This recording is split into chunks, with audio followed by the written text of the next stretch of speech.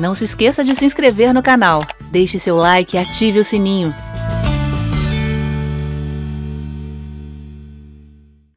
Pastor Natan Rufino, manda aí. Bom, primeiro eu queria fazer agradecimentos, porque vocês sabem que eu moro lá no Nordeste, não é tão fácil chegar aqui, mas graças à contribuição de alguns irmãos, apoiadores, mantenedores, através desse sustento, desse apoio, né, eu acabei podendo vir para o debate. Também quero agradecer a 3 editoras que são parceiras minhas e que têm me abençoado muito e que inclusive há descontos no site deles para livros que as pessoas porventura queiram comprar, né? Inclusive eu trouxe 3 para mostrar aqui. Um deles é da Rema Brasil Publicações. O nome do livro é Graça, DNA de Deus, que tem alguma coisa até a ver com o que a gente vai discutir hoje, de Tony Cook. Tem também aqui o Manual de Escatologia da editora Chamada, de Paul Ben-Aware. Excelente esse livro, tá? E o terceiro e mais o filhote aqui, né, o mais novo, de William Watson, Dispensacionalismo antes de Darby, da editora Carisma. Tá bom? Então vocês procuram depois informações comigo na rede social, ou vão nos sites, ou se quiserem descontos, me procurem depois. Bom, para mim é uma alegria poder falar sobre Romanos 9, não somente por causa da minha experiência particular a respeito do tema, mas também porque eu acho que é um texto mal interpretado. Eu não concordo com absolutamente nada daquilo que o calvinismo diz a respeito desse assunto, inclusive alguns termos e palavras que nós usamos em comum. Na minha percepção, existe uma interpretação diferente para cada uma delas, como eleição, predestinação e salvação. Eu acho que a forma que eu trato com estas palavras, à luz do meu entendimento da Bíblia, é totalmente diferente da interpretação que, por exemplo, o Isaac vai dar sobre cada uma delas no seu contexto teológico. Embora Romanos 9 seja usado para se defender a ideia calvinista, determinista e tudo mais, eu acho que Romanos 9 é, na verdade, o ápice da expressão paulina, o ápice da sua argumentação contra a predestinação.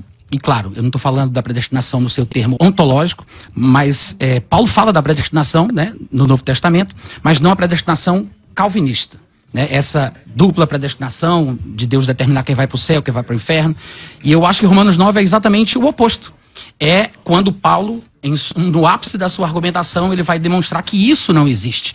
E, ironicamente, de forma bastante engraçada, os calvinismos, por alguma razão misteriosa, insistem em usar Romanos 9 como se fosse uma espécie de corroboração do seu pensamento.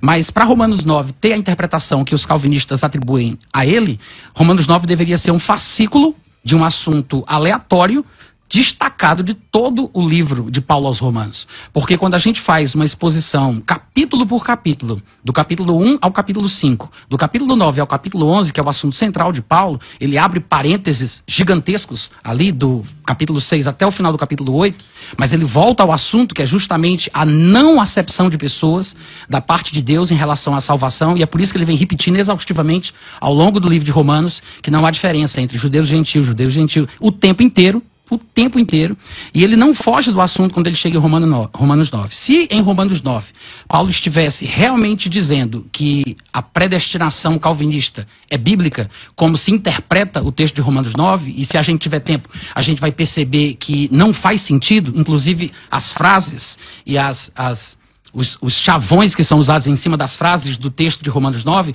elas perdem o sentido, inclusive no contexto imediato. Sem falar do contexto mais longínquo, que seriam os outros capítulos que recheiam, né? Que o capítulo 9 está ali no meio. O imediato é do 9 ao 11 ali, né?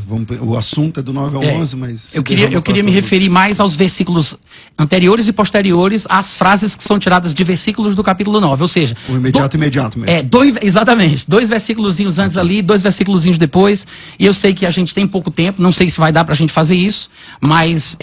para que fique claro, né, e bem sinalizado por que caminho eu vou seguir, eu estou dizendo aqui que, na minha concepção, Paulo usa o capítulo 9 para comprovar a sua argumentação de que a ideia da predestinação fatalista não existe. Ok.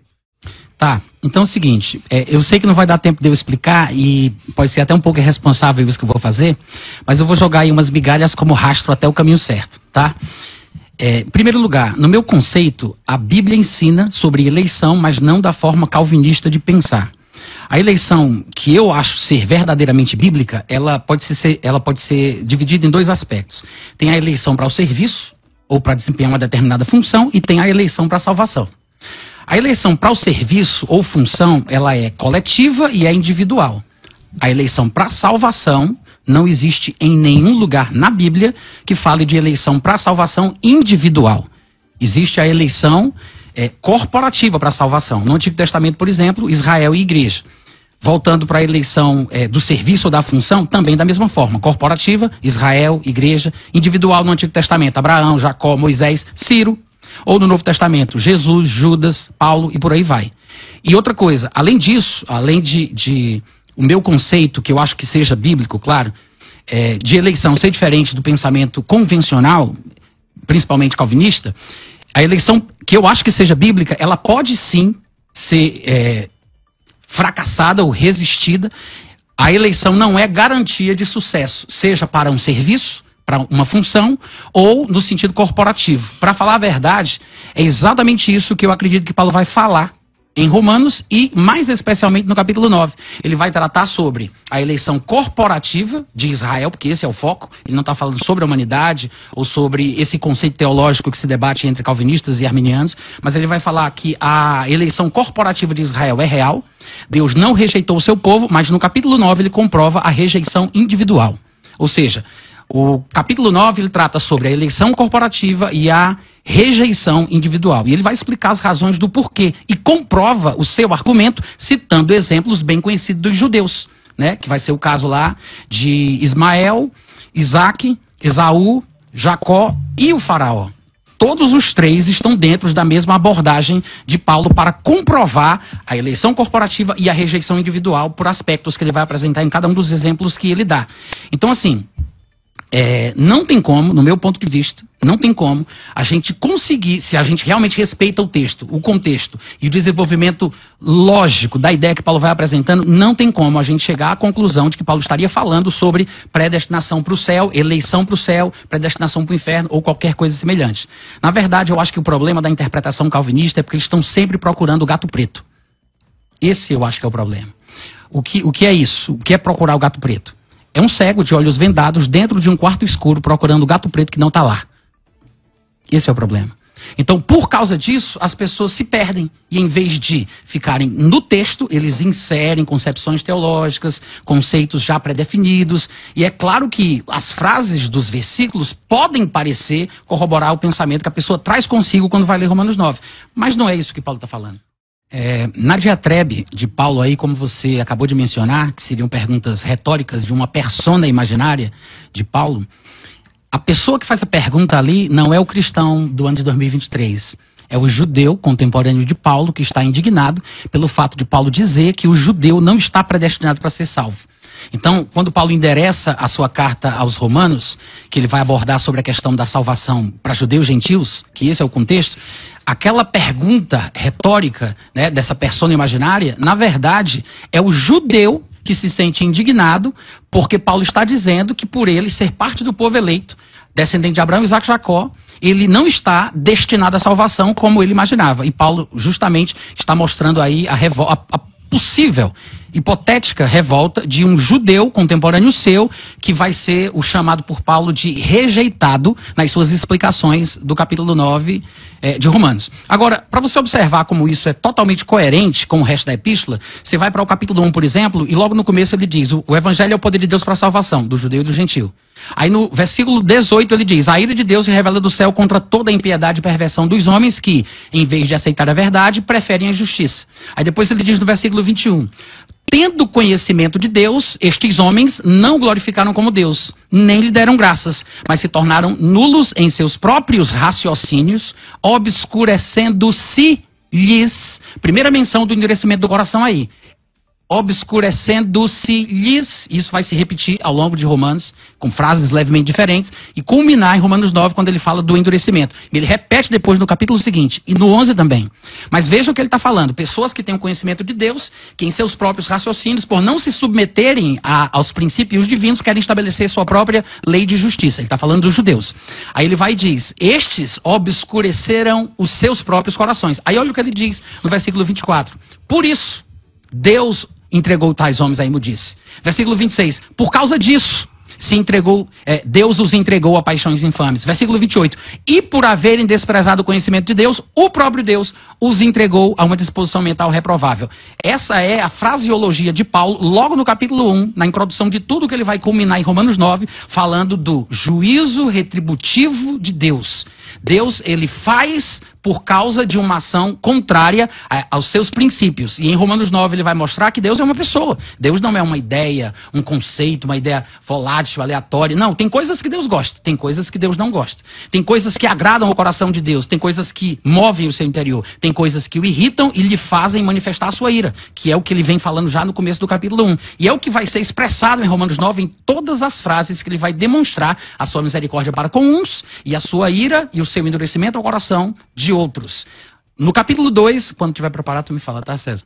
No capítulo 2, ele vai dizer o seguinte, o justo juízo de Deus. No versículo 1 do capítulo 2, ele diz, és indesculpável, ó homem, quem quer que sejas. Quando ele diz quem quer que sejas, ele deixa implícito que ele se dirige à nação judaica, ao povo judeu. Aí ele diz, é indesculpável, não importa quem você seja, porque acumulas contra ti mesmo para o dia da ira e da revelação do justo juízo de Deus, para que não se pense, mas é injusto, é errado, do que é que Deus quer se queixar? Não, é justo. Quando Deus julga, é justo, não tem justiça. Aí no versículo 17, do 17 ao 18, ele vai dizer, tá, então peraí, tu é judeu? Deixa eu te falar uma coisinha. Se tu tem por sobrenome judeu, por que tu ensina outros, mas não te ensina a ti mesmo? Tu prega que não se deve furtar, mas furta? Tu te glorias na lei, mas desonras a Deus pela transgressão da lei? É como está escrito, o nome de Deus é blasfemado entre os gentios por vossa causa. Aí ele vai falar, porque não é judeu quem o é apenas por fora, e nem circuncisão aquela que é somente na carne. E voltando para o versículo 9 e 7, ele também faz aquilo que a gente conhece bem. Ele diz, olha, a tribulação, a angústia vão vir para a alma de qualquer homem que faz o mal. Judeu primeiro, porque a quem muito é dado, deste muito será cobrado. Mais responsabilidade. Aí ele diz, e também ao grego, que representa aqui a todas as outras nações da terra, os gentios. Aí ele fala, glória, porém, e honra, e paz a todo aquele que pratica o bem, ao judeu primeiro, e também ao grego. Porque para com Deus não há acepção de pessoas. E ele vai repetir essa mesma ideia no capítulo seguinte, quando ele vai falar que não há distinção.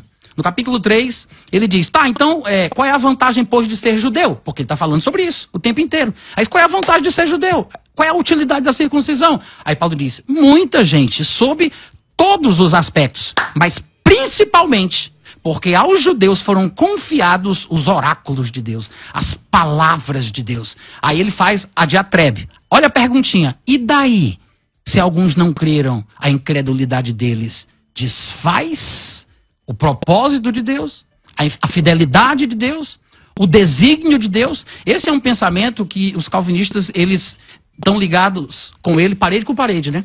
Porque eles dizem assim, não, se Jesus morreu por todos, então todos têm que ser salvos. Se Deus ama todos, então todos têm que ser salvos. Porque se Deus deu a sua palavra para a salvação de todo mundo, então todo mundo tem que ser salvo. Não, pera lá. Paulo diz aqui, não tem nada a ver uma coisa com a outra. A incredulidade dos judeus não invalida o desígnio, a fidelidade, a palavra, o propósito de Deus. Uma coisa não tem ligação direta com a outra. Eu não posso acusar Deus ou dizer que Deus fez isso ou fez aquilo, privou um, privou outro, por causa da infidelidade ou da incredulidade do ser humano. Aí ele vai dizer, desculpa, na verdade, para corroborar o pensamento, é bom lembrar que em 1 Coríntios capítulo 10, do versículo 1 ao 13, Paulo vai mostrar que o povo judeu foi salvo do Egito, foi salvo da escravidão, mas depois Deus destruiu os que não creram. Parece que o irmão preparou vem trazendo de Romanos 1 até chegar no capítulo 9, os momentos onde Deus lida com o povo de forma pessoal e não exatamente corporativo. É interessante, só que o problema é o tempo. Então eu vou pedir para você acelerar aí para concluir, tá bom, porque você ainda está no capítulo 3, tá bom. Eu acho que isso aí ia até o capítulo 9. Obrigado, César. Então, em Judas 1,5, Judas fala a mesma coisa que Paulo comenta lá em 1 Coríntios 10, do 1 ao 13. Ele diz, olha, eu quero lembrar vocês que vocês já estão cientes disso, mas o Senhor libertou um povo, ele está falando do povo judeu, tirando-o da terra do Egito e depois destruiu os que não creram, tá? Embora não venha a ser possível que a gente faça toda essa exposição ao longo dos capítulos por causa do nosso tempo aqui, como o César acabou de me lembrar, seria um exercício interessante vocês fazerem em casa. Leiam o capítulo 9 de Romanos, Lembrando que o capítulo 9 é apenas um capítulo de toda a composição do livro de Romanos. São 16 capítulos. O capítulo 9 é apenas um deles. Pastor Natan. Isso não é verdade. De fato, Paulo está querendo provar que isso não existe. Você vai ver o seguinte, no capítulo 9, versículo 1, ele começa, ele retoma o assunto que ele vem tratando lá desde o começo, né? Ele fecha o parênteses no final do capítulo 8, aí ele volta ao assunto e diz, olha, deixa eu falar a verdade para vocês, e não é mentira não. Inclusive, testemunha comigo no Espírito Santo a minha própria consciência. Eu tenho grande tristeza, incessante dor no coração, porque eu até desejaria ser maldito, separado de Cristo, por amor dos meus irmãos, meus compatriotas, segundo a carne. Aí no versículo 4 ele fala, eles são israelitas, pertence-lhes a adoção. Ele não disse pertencia, foram rejeitados, perderam. Não, diz pertence-lhes a adoção.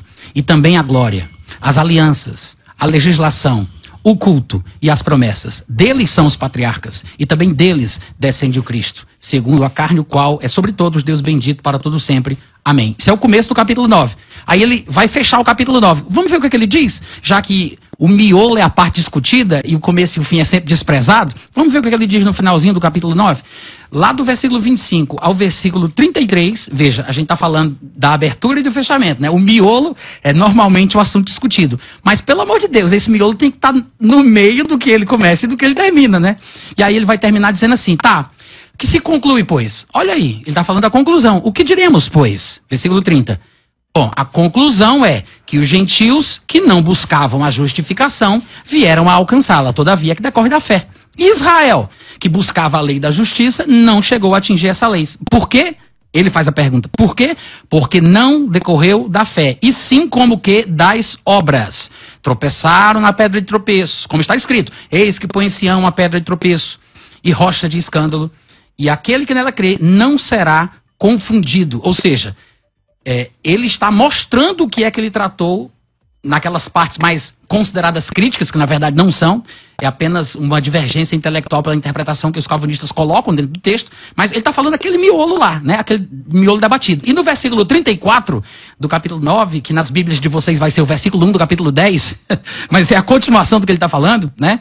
No versículo 34, na sequência, ele diz assim, irmãos, sinceramente, a boa vontade do meu coração e a minha súplica a Deus a favor deles, desses que foram falados no miolo do capítulo 9, os rejeitados, os endurecidos, os que não fazem parte do povo eleito, esse povo é isso. A minha oração a favor deles é para que eles sejam salvos. Paulo é doido? Como é que ele prova que no capítulo 9 tem pessoas que foram escolhidas antes da fundação do mundo para ir para a danação eterna, para o inferno, para Deus provar que ele pode fazer isso, e aí ele diz, mas eu estou orando para esse povo ser salvo. Só se ele for um idiota, um esquizofrênico, um abibolado. Não tem sentido isso. Não tem sentido. Ele está desenvolvendo o assunto. Ok. Quero perguntar para vocês se vocês estão se sentindo injustiçados pela forma que eu estou conduzindo o debate com o tempo. Porque a pessoa está falando aqui que eu estou puxando o tempo, tinha que ter um cronômetro, não sei o que. Tá tudo bem para vocês? Não, tranquilo. Então tá bom. Então os ouvintes que eu estou só respeitando o seu comando. Você vai... Não, mas tá tranquilo para você? Pra você mim, tá achando sim. que eu estou injusto com você? Eu não estou sentindo nada disso, César. Então tá bom. Nem você. Há injustiça por parte de César? De maneira nenhuma. De maneira nenhuma. Volto contigo aí, Natan. Tá, então o Isaac falou sobre a indigestão dos pensamentos calvinistas dentro de Romanos 9. Na verdade, eu também concordo. Eu acho que é indigesto esse pensamento e essa filosofia. Embora não seja indigesta a abordagem de Paulo. O que é indigesta é esse sentimento, que é exatamente por isso que eu o rejeito, né? É o conceito calvinista do que estaria em Romanos 9. Seria isso se fosse, mas não é. Tá? Isso é indigesto, o texto de Paulo não. Outra coisa que o Isaac falou foi o seguinte, que no versículo 1 do capítulo 10, Paulo diz que a boa vontade do meu coração, minha súplica a Deus a favor deles, são para que sejam salvos. E aí o Isaac diz, não, deles porque a gente não sabe quem foi eleito para ser salvo. Então é deles, dos judeus de uma forma geral. Tem que orar porque a gente não sabe quem é que foi eleito, quem não foi, então está na mão de Deus. A gente faz a nossa parte, Deus faz a dele. Só que Paulo não está falando disso, ele está falando dos rejeitados. Ele está falando que ora pelos que foram endurecidos em seus corações. Todas aquelas características negativas que são apresentadas ao longo do capítulo 9, né, nas explicações que ele vai dar sobre Isaac, Ismael, Esaú, Jacó, Faraó, etc., são destes que ele está falando aqui. Por isso é que no versículo 3 ele diz que estes homens, esses judeus, mais especificamente, desconhecendo a justiça de Deus, procuraram estabelecer a sua própria. Aí você diz, não, Natan, ele não deve estar falando de quem foi rejeitado. Tá. Tanto é que ele continua nisso até o capítulo 11. Quando chega lá no 11, ele vai falar exatamente isso. Ele diz assim, dirijo-me a vós outros dirijo-me a vós outros que sois gentios, visto que eu sou apóstolo dos gentios. Eu glorifico o meu ministério para ver se de algum modo eu consigo causar ciúmes nos do meu povo e assim salvar alguns deles. Porque se o fato de terem sido eles rejeitados trouxe salvação ao mundo, o que será o seu reestabelecimento? Aí no versículo 17 ele diz, se porém alguns dos ramos foram quebrados, rejeitados, e tu sendo oliveira brava, foste enxertado em meio a eles, e te tornaste participante da seiva, etc e tal, não te glories contra os ramos, porém, se te gloriares, fica sabendo que não é tu que sustenta a raiz, é a raiz que te sustenta a ti. Agora tu vai dizer no teu coração, eles foram quebrados mesmo para que eu pudesse entrar. Aí diz, tá, concordo, mas foi pela incredulidade deles, não por um decreto divino e eterno, arbitrário, déspota, safado da parte desse Deus calvinista. Não foi. No 20 ele diz, pela sua incredulidade eles foram quebrados. Tu, porém, mediante a fé estás firme, não te ensoberbeças, mas teme. Porque se Deus não poupou os ramos naturais, também não te poupará. Considere, meu filho, a bondade e a severidade de Deus. Severidade para com os que caíram, para contigo bondade. Se nela permaneceres de outra sorte, tu também será cortado. Mas quer saber? Eles que foram cortados, eles que foram rejeitados, se não permanecerem na incredulidade, serão enxertados. No pessoal, né, você está falando. Vamos lá. Estamos de volta com o nosso debate. Eu parei com o Natan, não foi? Então volto aqui. Não, foi comigo. Foi contigo? Foi. Então volto aqui com o Natan. Mandei Natan. Gostaria Cometes muito... injustiça, César? Olha, injustiça da parte de César? De maneira nenhuma. Vamos seguir com o texto de Romanos. Daqui a pouco ele vem dar a César o que é de César. Porventura, a injustiça da parte do apresentador. Vamos lá. Eu gostaria muito de ter tempo para poder falar sobre Romanos 3:23, 5:12 e 6:23, que foram citados aí, assim, en passant, né, pelo Isaac. Felizmente, eu não vou poder fazer isso, porque eu gostaria de mostrar que a correta interpretação dos textos não levam à conclusão que ele subentendeu. Mas eu fico feliz que logo em seguida ele tenha dito que tem um problema teológico. Isso, pelo menos, é satisfatório, né? Nós temos um problema teológico. Eu sei que era uma retórica, mas não posso deixar passar a piada, né? Porque eu acho que o calvinismo tem um problema teológico. Porque o texto está falando exatamente isso, que foi pela incredulidade deles que eles foram rejeitados. Agora, as divagações filosóficas que fazem com que um calvinista tenha que pensar que isso signifique que Deus só vai rejeitar, esperando que a pessoa primeiro rejeite. Na verdade, eu acho que isso é tentar trazer Deus para a nossa limitação, para a nossa situação, para a nossa condição. Até porque Deus, na sua realidade, ele não experimenta a sucessão dos momentos, como a gente conhece. E essa divisão de tempo, de passado, presente e futuro, ela não existe na perspectiva divina. Agora, falando de Romanos 9 ainda, sobre outra citação que o Isaac fez, a respeito daqueles que Paulo chama de vasos de honra e vasos de desonra, que ele preparou. Você tocou nesse assunto, não foi, Isaac? Preparou de antemão, aquela coisa toda. Meu ponto foi preparar de antemão, né? Sim. Colocar a escolha antes da fundação do mundo. Exato. Embora esteja escrito em nossas Bíblias, ou pelo menos na minha versão atualizada, a mesma palavra preparados, né, ou preparou, se você for conferir no grego, depois você pode fazer isso, você vai ver que são palavras diferentes. Quando ele fala da preparação dos vasos de ira, é um sentido reflexivo. Eles se aprontaram para a perdição, se prepararam. E quando ele vai falar de vasos de misericórdia, embora no português seja a mesma palavra, preparou de antemão, aí sim tem sentido de destinação, mas em nenhum momento, nem aqui, nem em outro lugar, ele fala sobre uma destinação estabelecida previamente. Mas isso aí te atrapalha, né, Natan? Não, Porque, pelo contrário. Vou te falar por que eu tô falando. Porque assim, se a primeira é reflexiva, isso combina com Romanos 3, que todos caíram, então todos já estão despreparados mesmo. Todos estão preparados para ir automaticamente. Então isso é do homem mesmo. Essa preparação para ir é do homem mesmo, por causa de Romanos 3, todos caíram e tudo mais. Agora, quando o outro é Deus que prepara, então acho que é ponto pro calvinismo, não é não? Na verdade, eu acho que não. Eu penso exatamente o contrário. E eu estou tentando aqui falar apenas sobre as palavras gregas que são usadas, né, para que o pessoal entenda que, embora no português apareça preparar, né, com as suas flexões lá e tal, não são as mesmas palavras. Depois a pessoa pega um dicionário, um léxico e vai dar uma olhadinha. Que coisa interessante, nunca tinha ouvido. Vai pesquisar. O porquê que eu estou falando isso? Para que a gente entenda o que está por trás das versões em português que a gente lê. Além disso, quando ele fala sobre os vasos de desonra, que também são chamados de vasos de ira, deles se prepararem, se aprontarem para a perdição, ele está falando sobre uma consequência da vida que eles levam e do que eles fazem, e não de uma determinação divina, uma determinação prévia da parte de Deus. Porque a interpretação comum dos calvinistas é o seguinte: antes dessas pessoas nascerem, Deus as fez ser vaso de desonra. Deus as fez ser vasos de ira. Deus as preparou como se fosse esse o sentido que Paulo está falando aqui. E não é.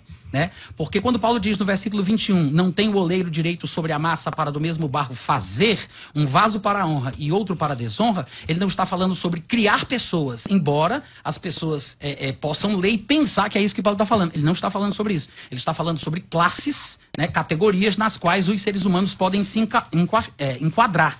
Vaso para a honra e vaso para a desonra. Ele não está falando que um ser humano individualmente foi criado por Deus pela sua determinação antes da fundação do mundo para ser um vaso para a honra e outro. Deixa eu só concluir, só por favor, rapidão. Não, vai, depois eu pego. Não, pode. Você quer fechar a ideia? Queria, só se puder. Então, vai. Vai lá, então, vai lá. Então, o que é que acontece? O próprio Paulo que está falando aqui em Romanos 9, ele vai falar em 2 Timóteo capítulo 2, versículo 20 e 21, sobre a mesma frase, a mesma coisa, a mesma ideia. Lá ele diz, ora, numa grande casa não há somente vasos de ouro e vasos de prata. Há também de madeira e de barro, uns para honra. Eu sei que algumas versões dizem utensílios e não trazem a palavra vaso, como na atualizada de uma feira de Almeida. Mas é a mesma palavra grega, né? É vaso mesmo. Aí ele diz, uns para a honra, outros para a desonra. Assim, pois, se alguém a si mesmo se purificar de alguns erros, ele vai virar o vaso para a honra, será utensílio para a honra, santificado e útil ao seu possuidor, estando assim preparado para toda boa obra. O que quer dizer que a interpretação calvinista desse trecho de Romanos 9 tem que estar errada. Sobre as passagens onde a palavra predestinação aparece, que o Isaac citou, que são 6, são as únicas que aparecem no Novo Testamento, e eu acho que não por acaso, elas estão diretamente associadas ao ministério de Paulo. Elas, na verdade, às vezes são mal interpretadas. Como, por exemplo, Atos capítulo 4, versículo 28, não fala de predestinação para a salvação. Ele está falando sobre acontecimentos predestinados, né? E o contexto vai mostrar como isso se desenrolou na mecânica da vida. Porque o fato de Deus prever, conhecer, ser onisciente, intervir e conduzir as coisas para um determinado fim, não significa que ele é um déspota ou que ele faria qualquer coisa que negasse a sua natureza e o seu caráter revelado por ele mesmo na Bíblia. Porque Deus não pode fazer o que ele quer. Ele não pode mentir, não pode negar-se a si mesmo. Há muitas coisas que Deus não pode fazer, ele não faria o que ele não faz, né? Peraí, Deus não pode fazer o que ele não quer? Deus não pode fazer o que ele quer. Não, ele não pode fazer o que ele não pode. Não. Ele não pode fazer o que ele não pode. Sim, claro. Okay. Ele não pode mentir. Deus não pode fazer o que ele não quer. Ele não pode fazer o que ele não quer. Tá, quando for na tua vez, tu fala o que tu quiser. Deixa eu... Para de me atrapalhar, né, César? Chegou tremendo aqui com essa pergunta. Vai, conclui. Não sei nem o que a senhora tá falando. Conclui a ideia. Ué, eu tô tentando pegar o fio da meada. Eu parei sai aí, fora, Isaac, sai minha fora. Incapacidade. Aí, Deus não faz o que não pode, o que não quer. Vamos embora. Eu sei que você acha que entende o que pensa que eu disse, mas não tenho certeza se você sabe que o que eu falei não é o que você quis dizer. Bom, voltando ao assunto, tá? Eu até me perdi. Atos 4, 28, né, fala de predestinação de acontecimentos e não de pessoas para salvação, embora a palavra seja a mesma, mas o Isaac colocou tudo num balaio de gato só, né, como se fosse a predestinação para salvação. 1 Coríntios 2, 7 também não fala sobre salvação, fala sobre a predestinação da sabedoria de Deus para a glória dos crentes, e as únicas passagens que tem algum tipo de viés de salvação, que na verdade não é, por incrível que pareça, ou por incrível que parível, como diz o colega meu cearense, você vai ver que Efésios 1, 5 e 11, Romanos 8, 29 e 30, não estão falando de predestinação para a salvação. Ele fala de predestinação para a adoção de filhos, que tem sido interpretado como ser adotado para ser salvo. Mas isso aí é um assunto para outro debate. Voltando a Romanos capítulo 9, você vai observar e você encontra aqui várias questões que, às vezes, não, na verdade, elas não fazem sentido se a interpretação for feita de forma isolada do restante do contexto do livro de Romanos, do que ele vai dizer depois do capítulo 9, como a gente já pensou aqui alguns versículos, no 10, no 11, etc. e tal. Se a gente lê as frases de Romanos 9, aquelas mais polêmicas, mais complexas, mais usadas, que aparentemente são calvinistas, embora na verdade não sejam, você vai ver que realmente Paulo está falando da mesma coisa e ele não fugiu do assunto. No versículo, quando for preparar você pode falar, tá, César? Você vai ver que no versículo 6, ele vai dizer assim, olha, ele acabou de dizer, né? Eu li a introdução e li a conclusão. A gente leu os primeiros versículos e leu os últimos. Depois eu migrei para o 10, para o 11, para mostrar que ele não foge do assunto. Aí quando chega no 6, o miolo, ele diz, olha, não pensemos que a palavra de Deus haja falhado, porque nem todos de Israel são, de fato, israelitas, que é a mesma coisa que ele disse lá no capítulo 3, né? Ele disse, a palavra... Sim, é claro no texto, no 11 mesmo é claro. Que ele vai dizer no 3, capítulo 3, que aos judeus foram confiadas as palavras de Deus. Aí ele diz, e daí se alguns judeus não creram, isso invalida a fidelidade de Deus? É a mesma coisa. Não pensemos que a palavra de Deus haja falhado, porque nem todos são, de fato, israelitas. E ao longo da epístola, ele mostra que o verdadeiro israelita é aquele que o é por dentro, a verdadeira circuncisão é a que é do coração, e que não adianta simplesmente ser descendente de Abraão, Isaac e Jacó. Porque os verdadeiros filhos são aqueles que nascem a exemplo do que aconteceu com Isaac. Ou seja, em Isaac será chamada a tua descendência. O que é que isso significa? Versículo 8 ele diz, isto é, estes filhos de Deus não são propriamente os da carne, descendentes de Abraão, Isaac e Jacó, mas devem ser considerados os filhos da promessa. O que é isso? Ora, a palavra da promessa é essa. Por esse tempo virei e Sara dará à luz um filho. Isso quer dizer que Isaac passou a ser a representação dos que seriam gerados pela palavra de Deus, né? Corrobora com Gálatas. Exatamente. 1 Pedro 1,23, regenerados mediante a palavra. Tiago 1,18, ele nos gerou pela sua palavra. E por aí vai. Então, ele está falando que os que são gerados pela palavra. Mas não termina aqui. O mais interessante, e eu vou tentar concluir aqui, é que em Gálatas capítulo 4, o mesmo Paulo que escreve Romanos 9, ele escreve Gálatas capítulo 4. Ele tem que manter a mesma lógica com os termos, as frases, porque ele vai falar da mesma coisa de Isaac, de Ismael, dos verdadeiros descendentes de Abraão, Isaac e Jacó, quem são os considerados como filhos. Olha o que ele diz. Ele diz assim, versículo 21. Dizei-me vós, os que quereis estar sob a lei, vocês não leem a lei? Porque está escrito, Abraão teve 2 filhos. A gente sabe quem são os filhos. Eles são citados lá em Romanos 9. Ismael e Isaac. Aí ele diz, Abraão teve 2 filhos. Um da mulher escrava e outro da livre. Mas o da escrava nasceu segundo a carne, o da livre nasceu mediante a palavra da promessa. Estas coisas são alegóricas. Estou fazendo a igreja agora. Repita comigo, querido telespectador. Estas coisas são alegóricas. Ou seja, ele diz que o nascimento de Isaac e de Ismael, através destas 2 mulheres, são alegóricas. Aí ele diz, porque estas mulheres são ou representam 2 alianças. Uma, na verdade, se refere ao Monte Sinai, que gera para a escravidão, que é H. H é o Monte Sinai na Arábia e corresponde aos meus compatriotas, aos meus contemporâneos, aos meus irmãos, segundo a carne, a Jerusalém atual, que está em escravidão com os seus filhos. Vocês, porém, irmãos, sois filhos da promessa, que é o que está lá em Romanos 9, versículo 8. Devem ser considerados como filhos de Deus os filhos da promessa. Aí ele diz, como Isaac, ele fala, como Isaac. Conclusão.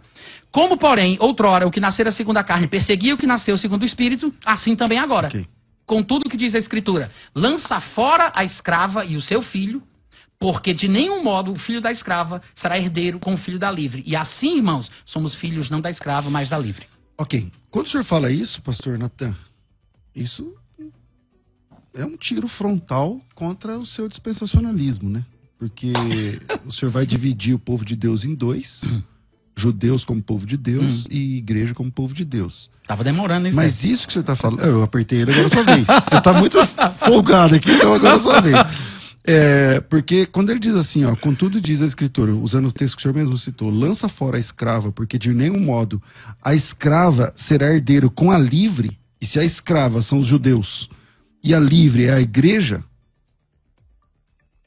é um tiro aí Posso responder, nessa então? questão do... Você entendeu a pergunta, né? Perfeitamente. Pode. Na verdade, quando ele fala sobre os que são filhos da livre, ele não está falando dos gentios, né? Ele não está falando dos gentios. Ele está falando da igreja. Da igreja, claro. Calma. O que é a igreja? A igreja é formada por judeus crentes e por gentios crentes. Primeiramente por judeus. Na verdade, a formação inicial da igreja... Fechou 100%, é isso aí. Né? Então, a formação inicial da igreja sempre foi... É judaica. Exatamente. Depois os gentios foram entrando. Mas à medida que eles entraram nesta nova entidade, eles não se tornavam judeus. Eles faziam parte da igreja. Então, a minha pergunta é assim, ó. Se aqui fala que o filho da escrava não herda com a livre... Quem é o filho da escrava? Significa que só tem um povo de Deus. Sim, claro. E o povo de Deus chama igreja, formada tanto de judeus quanto de gentios. Sim. Mas você faz diferença entre isso. Mas como não está no assunto, eu só queria te... Vamos lá, volta. Obrigado, aqui, Isaac. Que Deus te pegue, querido. Amém. Você quer mandar que você também você também é um ornitorrincozinho. Claro, mas todos nós somos. Quem não é? Tem muita gente crente que fica bíblico, lá dentro daquele porque assim, o cristão sistemazinho. bíblico, vamos lá, quando ele está dizendo ornitorrinco, porque a gente é uma miscelânea de coisas. Porque assim, o cristão bíblico, eu acho que ele tem que estar além das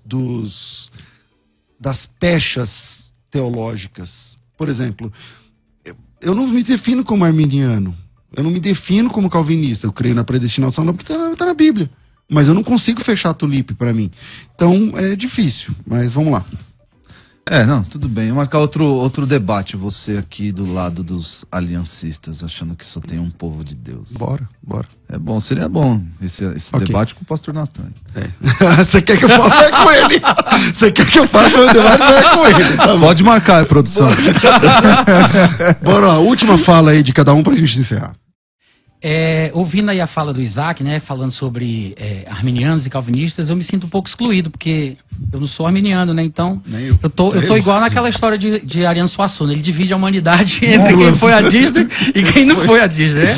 Você tá desgraçado, porque você não é nenhum dos dois. Mas tudo bem, eu aceito, não tem problema.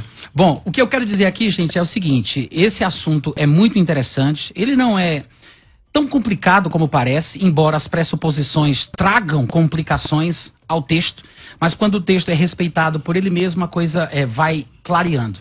O meu conselho para vocês é o seguinte, estudem o texto, fiquem em Romanos 9, não vão procurar comentários de Romanos 9, porque às vezes, os que pretendem nos ajudar acabam nos atrapalhando. Se você ficar mais no texto do que em qualquer outro lugar, lembrando que Romanos 9 é apenas um número de 16 capítulos, você vai perceber que Paulo não foge do assunto em momento algum, tá? E, para concluir, eu quero dizer que é um prazer, um privilégio, como sempre, ainda mais debater com alguém assim tão respeitoso como o Isaac, porque infelizmente nem todo calvinista é assim, né? E eu sei que isso não é um privilégio dos calvinistas, né? Há muitas pessoas que também são um pouco... duras, intransigentes e não se expressam tão bem como poderiam, mas para mim é uma alegria fazer esse tipo de debate com esse nível. E para concluir, gente, lembrando dos livros que eu falei, tá? Essas editoras parceiras, a editora Rema Brasil Publicações, do Livro da Graça, vocês entram lá, tem muito material bom. E aqui tem livros da editora Chamada e o livro da editora Carisma. Tem cupom nesse livro aqui, Rufino 2023, editoracarisma.com.br, e aqui loja.chamada.com.br tem desconto também, Rufino 2021, tá? Eu acho que nesse aqui é uns 20% de desconto, eu não lembro agora qual é o desconto desse, mas vale a pena vocês conferirem lá. Quem tiver interesse no meu material, tem o meu site, que é natanrufino.com.br, eu estou em todas as redes sociais também, com esse mesmo @ aí, Natan Rufino, só isso, mas no meu site tem textos, áudios, vídeos, livros. Eu tenho alguns livros publicados, entre eles eu trouxe esses aqui, né, para mostrar aqui essa amostragem, esse pequeno, sobre fé, sobre o islamismo e o anticristo e sobre o arrebatamento antes da tribulação. Obrigado pelo carinho, beijo no coração e até a próxima, se Deus quiser. Rede social, você falou a sua? Acho que falei, não foi? Falou? Tá certo, minha gente. Um grande abraço a todos vocês. Não saiam sem antes dar um like e se inscrever no canal. Rafa, obrigado. Deus abençoe a todos. Eu fico por aqui. Às 14h eu volto com mais conteúdo no Bom e Velho Crescendo na Fé. Tudo isso, muito mais a gente faz dentro do reino, se for da vontade dele.